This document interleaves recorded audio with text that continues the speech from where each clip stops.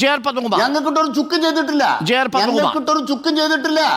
ഞങ്ങൾക്കിട്ടൊരു ചുക്കും ചെയ്യാനായിട്ടില്ല.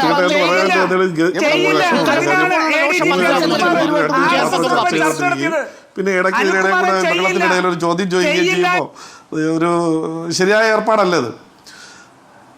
അപ്പോൾ അരുൺകുമാർ നിർത്തുകയില്ല, ഇങ്ങനെ തർക്കത്തിനിടയിൽ സംസാരിച്ചിട്ടും കാര്യമില്ല.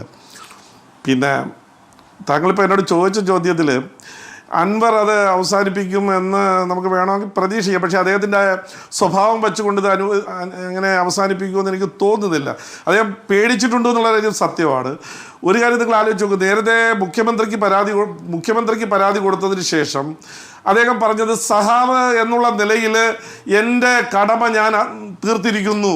കാരണം ഭരണാധികാരിക്കും പരാതി കൊടുത്തിട്ടുണ്ട്, ഇനി എം വി ഗോവിന്ദൻ മാസ്റ്റർക്കും പരാതി കൊടുക്കുമ്പോൾ പാർട്ടിക്കും കൊടുത്തു കഴിഞ്ഞു, പിന്നെ എൻ്റെ സഹാവ് എന്നുള്ള കടമ ഞാൻ അവസാനിപ്പിച്ചിരിക്കുന്നു, ഇനി നടത്തട്ടെ എന്നാണ് പറഞ്ഞിട്ട് 2 ദിവസം കഴിഞ്ഞിട്ട് പിന്നെ അതിൽ നിന്നും മാറി ഒരു നടപടിയായിട്ട് വന്നിട്ടുള്ളത്.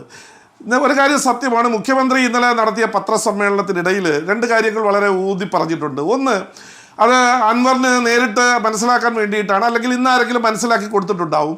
ഒന്ന്, അദ്ദേഹം പറഞ്ഞത് ഗവർണർ കൊടുത്തൊരു പരാതി എൻ്റെ കയ്യിലുണ്ട് എന്നുള്ളതാണ്. 2, ഇന്ന് മാധ്യമങ്ങളൊക്കെ റിപ്പോർട്ട് ചെയ്തിട്ടുള്ളത് ഇൻ്റലിജൻസ് അന്വേഷണം നടക്കുന്നു എന്നുള്ളതാണ്. അപ്പോൾ ഈ 2 കാര്യങ്ങൾ ഒരു പക്ഷേ അദ്ദേഹത്തിൻ്റെ ഇത്തരത്തിലൊരു ചിന്തിപ്പിക്കുന്നതിന് വേണ്ടിയിട്ട് നമുക്ക് അത് അങ്ങനെ വേണമെങ്കിൽ നമുക്ക് കണക്കിലെടുക്കാം. പക്ഷെ ഒരു കാര്യം നമ്മൾ മനസ്സിലാക്കാനുള്ളത്, പിണറായി വിജയൻ എന്ന പോളിറ്റ് ബ്യൂറോ മെമ്പർ നമ്മുടെ മുഖ്യമന്ത്രി ആയിരിക്കുമ്പോൾ ഈ കേരളത്തിലെ കമ്മ്യൂണിസ്റ്റ് രാഷ്ട്രീയത്തിൽ, പ്രത്യേകിച്ച് CPM രാഷ്ട്രീയത്തിൽ അദ്ദേഹത്തെ വെല്ലുവിളിക്കാൻ ആരും തയ്യാറായിട്ടില്ല. അതിന് ഇന്നലെ അൻവർ തയ്യാറായി, ചെറിയ രീതിയിലെങ്കിലും തയ്യാറായി എന്നുള്ളത് വളരെ ശ്രദ്ധേയമാണ്. കാര്യം അൻവർ വെല്ലുവിളിച്ചതുപോലെ തന്നെയാണ്. അതിന് മറുപടി പറഞ്ഞത്, പിണറായി വിജയൻ മറുപടി പറഞ്ഞത്, എന്നെ നമ്മുടെ ഈ സ്കൂളിലെ കുട്ടികൾ പറയും പോലെയാണ്, നീ എന്നെ ഞോണ്ടിയാൽ ഞാനും ഞോണ്ടും എന്നുള്ള രീതിയിലാണ്. നീ ഇനിയും ഇങ്ങനെ പറഞ്ഞുകൊണ്ടിരുന്നാൽ ഞാനും പറയും. അതല്ലാതെ അവസാനിപ്പിക്കണം എന്ന് പറയാനുള്ളൊരു തൻ്റെ ഇടം കേരളത്തിലെ മുഖ്യമന്ത്രിക്കില്ലായിരുന്നു. അത് തന്നെയാണ് ഇന്ന് മാർക്സിസ്റ്റ് പാർട്ടിയുടെ സംസ്ഥാന സെക്രട്ടേറിയറ്റ് പറഞ്ഞിട്ടുള്ളത്. ഇനി ഈ രീതിയിലുള്ള ആരോപണങ്ങൾ ഉന്നയിക്കിൽ നിന്ന് നിങ്ങൾ ഒഴിവാവണമെന്ന് അഭ്യർത്ഥിക്കുന്നു എന്ന് പറയുമ്പോൾ കമ്മ്യൂണിസ്റ്റ് മാർക്സിസ്റ്റ് പാർട്ടി ചെന്ന് നിൽക്കുന്ന ഒരു അവസ്ഥ, കേരളത്തിലെ അവസ്ഥ നിങ്ങളൊന്ന് ആലോചിച്ച് നോക്കേണ്ടതായിട്ടുണ്ട്. അൻവറിൻ്റെ പ്രശ്നം എന്താ? അൻവറിൻ്റെ പ്രശ്നം ഈ രാജ്യത്തെ, ഈ നമ്മുടെ സംസ്ഥാനത്തെ എല്ലാ അഴിമതികൾക്കും എതിരായി പോരാടാൻ പുതിയ അവതാരമെടുത്തൊരു വിശക ഒന്നുമല്ല. അദ്ദേഹത്തിൻ്റെ പ്രശ്നം അദ്ദേഹത്തിൻ്റെ വ്യക്തിപരമായ പ്രശ്നങ്ങളാണ്.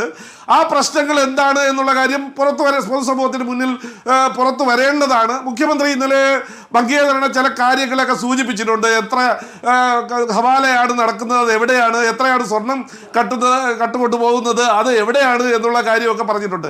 ഇന്നലത്തെ പത്രസമ്മേളനത്തിൽ അൻവർ പറഞ്ഞതും ഒരു കാര്യം വളരെ വ്യക്തമാണ്, അടിവരയിട്ട് നമ്മൾ ശ്രദ്ധിക്കേണ്ട ഒരു കാര്യമാണ്, പൊതുസമൂഹം ശ്രദ്ധിക്കേണ്ടതാണ്. പോലീസിൻ്റെ ഡ്യൂട്ടിയാണ് സ്വർണം പൊട്ടിക്കേണ്ടത്. അത് എന്തിന് എയർപോർട്ടിന് നടയിൽ വെച്ച് പിടിക്കുന്നു, അത് കസ്റ്റംസ് പിടിച്ചാൽ പോരെ എന്ന് പറയുമ്പോൾ തന്നെ അൻവറിന്റെ പ്രശ്നം എന്താണ് എന്നുള്ള കാര്യം മനസ്സിലാവും. പക്ഷെ കമ്മ്യൂണിസ്റ്റ് പാർട്ടി, മാർക്സിസ്റ്റ് പാർട്ടി മനസ്സിലാക്കാനുള്ളത്, ഇത്തരം പണക്കാരെ ചില പ്രത്യേക താല്പര്യം വെച്ചുകൊണ്ട് ഏതെങ്കിലും വോട്ട് ബാങ്കിന് വേണ്ടിയിട്ട് പാർട്ടിയുടെ മുകളിൽ പ്രതിഷ്ഠിച്ചാൽ ഉണ്ടാകാൻ പോകുന്ന ഭവിഷ്യത്ത്, അതാണ് ഇപ്പോ അൻവറിലൂടെ പുറത്തു വന്നിരിക്കുന്നത്. ഭസ്മാസുരന് വരം കൊടുത്തതുപോലെ ആയിട്ടുണ്ട്. അപ്പൊ ഇതിൽ നിന്ന് കരകയറാനുള്ള ഒരു ശ്രമമാണ് ഇപ്പോ നടക്കുന്നത്.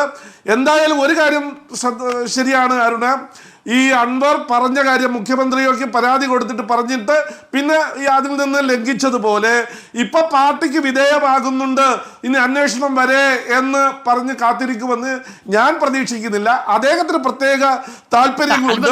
അദ്ദേഹം പറയുന്നത് പോലെ അന്വേഷണം നടത്തണം.